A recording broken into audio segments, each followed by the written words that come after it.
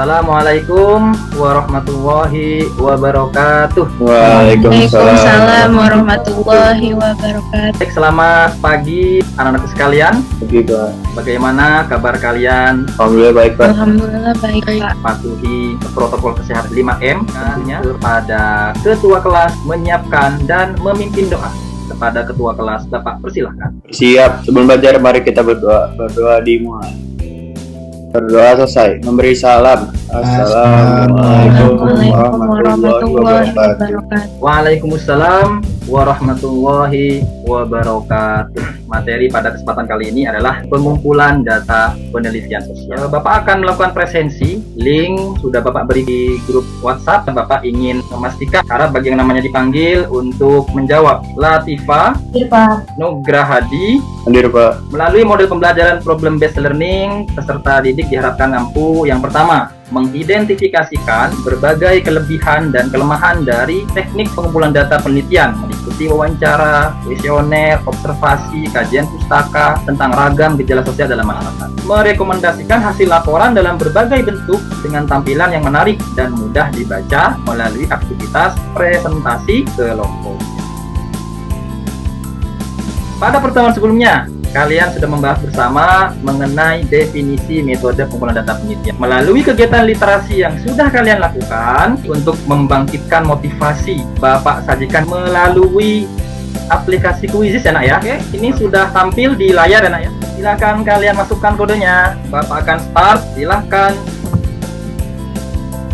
Berikan beberapa soal code. Baik, sudah beberapa yang sudah hampir selesai, kita bisa mengetahui. Nah, ini sudah terlihat hasilnya ya, Nak ya. Ini Bapak akan menampilkan gambarnya ya. Nah, Bapak minta kalian bisa menyampaikan dari literasi dengan kelebihan dan kelemahan dari masing-masing metode pengumpulan data penelitian berikut. Bapak ingin yang ranking 1 ya, 2, 3 kan Quizizz. Silakan Hana. Kelebihan dari metode wawancara yaitu dapat menggali informasi dengan lebih mendalam dan berkualitas, instrumen terbaik untuk mendapatkan data pribadi.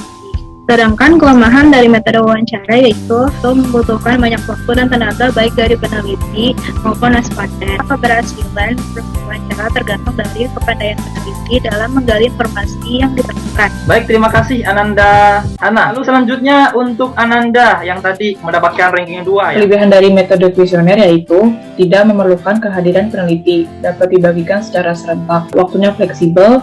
Sedangkan kelemahan dari metode kuesioner yaitu responden sering tidak teliti sehingga ada yang terlewatkan. Validitas jawaban responden syukur diukur kebenarannya. Terima kasih Ananda Belva. Selanjutnya Ananda Latifah ya, ranking 3 tadi. Ya, kelebihan dari metode observasi itu merupakan alat yang langsung untuk menyelidiki bermacam-macam gejala. Banyak kejadian-kejadian penting dapat diperoleh dengan pengamatan langsung. Sedangkan kelemahan dari metode observasi yaitu observasi yang tidak sesuai untuk penelitian kehidupan pribadi seseorang yang sangat rahasia, terbatasi oleh lamanya waktu kejadian. Terima kasih Ananda Latifah. Satu lagi nih yang tadi peringkat 4 Quizizz yaitu Ananda Nadia ya. Kelebihannya dapat dikumpulkan dengan mudah dan murah. Yang kedua dapat diakses melalui internet. Kelemahan data sekunder telah diolah oleh orang lain yang dapat mempengaruhi kualitas penelitian. Baik, terima kasih ulasannya Ananda Nadia ya. Nah, selanjutnya kita akan masuk pada aktivitas presentasi. Bapak akan sampaikan terkait dengan aturannya ya. Yang pertama adalah tentunya presentasi kelompok secara bergantian ya. Disarankan nantinya kalian bisa berbagi peran, ada yang menjadi moderator, presenter, ada yang menjawab pertanyaan, ada yang menjadi penanya. Hasil media presentasinya itu yang terbaik akan Bapak publikasikan ke media sosial YouTube yang Bapak buat ya, yaitu channel Sosiologi Club. Bapak minta untuk memberikan komentarnya. Alhamdulillah ketiga-tiganya sudah masuk ke Google Form. Tepat waktu tanggapan-tanggapan, pertanyaan-pertanyaan dari setiap kelompok yang lain. Silahkan kalian catat, tuliskan di LKPD. Assalamualaikum warahmatullahi wabarakatuh. Kami dari kelompok 1 yang beranggotakan saya sendiri, Farnisa, Anggarani Salma, Hana Nabila, dan Nadia Permana, akan mempresentasikan hasil karya dari data penelitian yang telah kami kumpulkan. Kepada perwakilan kelompok 1 dipersilakan untuk presentasi. Judul penelitian, upaya meningkatkan kepedulian sosial murid di masa pandemi COVID-19. Objek penelitian murid 10 IPS 1 dan 2. Waktu penelitian 26 sampai 30 Juli 2021. Teknik pengumpulan data, observasi, partisipasi secara virtual, dan literasi digital. Temuan data penelitian menunjukkan kepedulian sosial menjadi bagian penting dari pembelajaran murid di sekolah. Namun pandemi dan pembelajaran jarak jauh menjadi rintangan bagi proses penanaman sikap peduli sosial tersebut. Platform daring pun jadi alternatif menunjukkan kepedulian sosial murid. Salah satu upaya yang dilakukan di sekolah kami yaitu melalui program donasi SMAIA 4 Peduli. Ditemukan data mengenai salah satu platform layanan komunitas peduli sosial yang diminati oleh kalangan murid yaitu melalui Social Fair Day, yaitu kegiatan sosial daring yang diinisiasi oleh campaign.com. Di aplikasi startup ini, murid bisa mengikuti beragam program sosial kemudian berpartisipasi lewat sejumlah aksi sosial dan membuka donasi dari sponsor. Selain itu saya akan persilakan bagi kelompok 2 dan kelompok 3 bila mana ada yang ada tanggapan atau pertanyaan. Perwakilan dari kelompok 2, izin bertanya kepada kelompok 1. Yang ingin saya tanyakan adalah bagaimana langkahnya? Apakah dalam pengumpulan datanya, murid memperoleh dukungan dari orang tua murid? Terima kasih. Perwakilan dari kelompok 3, izin bertanya kepada kelompok 1. Tadi kelompok 1 juga mengangkat temuan data berupa platform campaign.com dengan kegiatannya berupa Social Fair Day-nya. Apakah dari kelompok 1 ada yang sudah ikut join? Selanjutnya silakan yang akan menjawab dari kelompok 1. Berdasarkan pengumpulan data yang telah kami lakukan, bahwa langkah-langkah untuk berpartisipasi dalam donasi untuk peduli yaitu terlebih dahulu murid dan orang tua murid diminta mengisi link Google Form berupa komitmen untuk berdonasi. Nantinya dana yang terkumpul akan menjadi beasiswa adik asuh yang diperuntukkan untuk menyantuni anak-anak yatim duafa di sekitar sekolah yang keluarga sangat terdampak oleh pandemi ini. Lalu dari kelompok kami yang memang belum join dengan platform campaign.com, namun kami tertarik untuk kedepannya ikut berpartisipasi karena kami sepakat untuk meningkatkan jiwa peduli sosial. Ya, terima kasih atas jawaban Fernisa. Demikian pesan dari kelompok 1. Wassalamualaikum warahmatullahi wabarakatuh. Waalaikumsalam. Kita beri apresiasi untuk kelompok 1 ya. Oke. Kami dari kelompok 2 yang beranggotakan saya sendiri, Latifah Al-Rayyan, Belva Adara, dan Aisyah Utami akan mempresentasikan hasil karya dari data penelitian yang telah kami kumpulkan. Kepada perwakilan kelompok 2 dipersilakan. Judul penelitian, manfaat penggunaan media iPad untuk meningkatkan hasil belajar dan kreativitas murid. Objek penelitian, murid 10 IPS 1 dan 2. Waktu penelitian, 26 sampai 30 Juli 2021. Teknik pengumpulan data, wawancara secara virtual dan studi literatur. Temuan data penelitian. 1. Penggunaan iPad sebagai media belajar memberikan beberapa keuntungan bagi murid, yaitu murid bisa membuat catatan digital melalui berbagai aplikasi di alat belajarnya seperti Page, Bamboo Paper, maupun GoodNotes. Selain itu, murid bisa belajar melalui e-book. Evaluasi pembelajaran bisa dilaksanakan secara digital melalui berbagai aplikasi seperti Google Form maupun Quizzes. Memanfaatkan Google Classroom untuk ruang sharing dan mengumpulkan tugas. Untuk membuat karya, murid bisa menggunakan aplikasi yang menarik seperti KineMaster, Canva, dan lain-lain. 2. Namun, alat belajar iPad juga perlu digunakan secara bijaksana dikarenakan rawan dijadikan alat melakukan kecurangan-kecurangan seperti murid melakukan duplikasi jawaban ataupun tugas milik temannya. Bila tidak disetting untuk media belajar, murid menjadi semakin asyik bermain game melalui iPad-nya.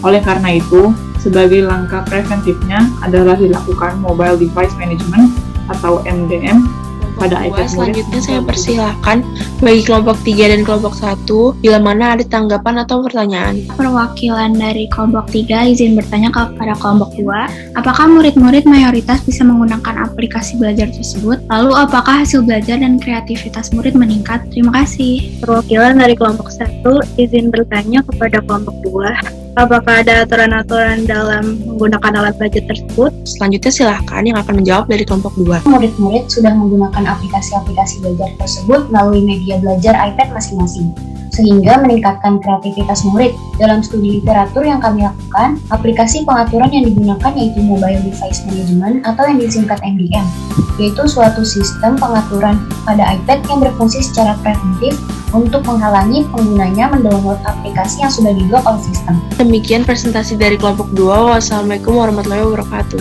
Waalaikumsalam. Kita beri apresiasi untuk kelompok 2.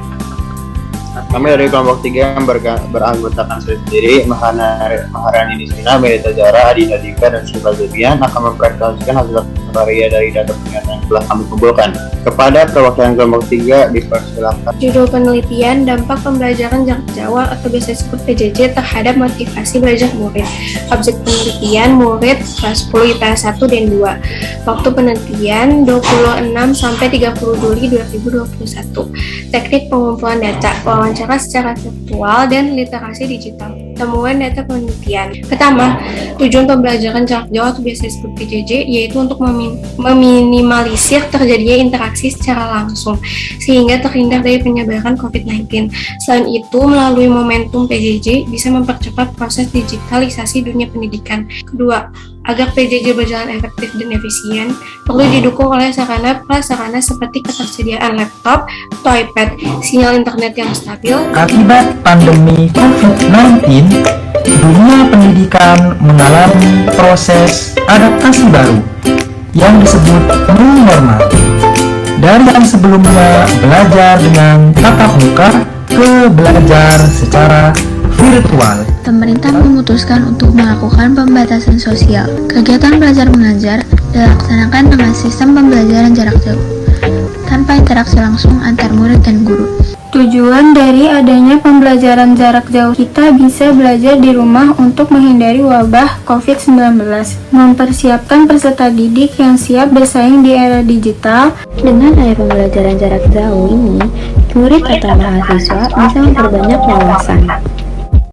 Koneksi yang terputus akibat internet tidak stabil tidak bisa bersosialisasi. Selanjutnya persilakan bagi kelompok 1 dan 2 bila mana ada tanggapan atau pertanyaan. Menurut kalian, bagaimana caranya agar PJJ ini dapat efektif meningkatkan motivasi belajar murid? Hasil temuan penelitiannya menggunakan video animasi yang lucu. Itu menggunakan aplikasi apa ya? Selanjutnya silakan yang akan menjawab dari kelompok 3. Pembelajaran jarak jauh membuat murid harus semakin beradaptasi dengan pembelajaran berbasis digital. Perlu strategi yang inovatif dalam pembelajaran, seperti pemanfaatan video yang kreatif dan menarik. Aplikasi editing video yang kami gunakan yaitu Zepeto. Demikian presentasi dari kelompok 3. Wassalamualaikum warahmatullahi wabarakatuh. Waalaikumsalam. Kita beri apresiasi untuk kelompok 3. Bapak akan upload ke media sosial YouTube. Kita beri waktu 2 menit kepada kalian untuk memberikan tanggapannya terkait. Nah, ini sudah Bapak ada beberapa pendapat dari sebagai apresiasi dari kalian dari 3 tema bermanfaat untuk dunia pendidikan kita. Setelah kita melalui pembelajaran kita kali ini, apakah di antara kalian masih ada miskonsepsi atau hal-hal yang ingin kalian sampaikan terkait dengan ketika pengalaman kalian melakukan pengumpulan data? Izin bertanya, Pak.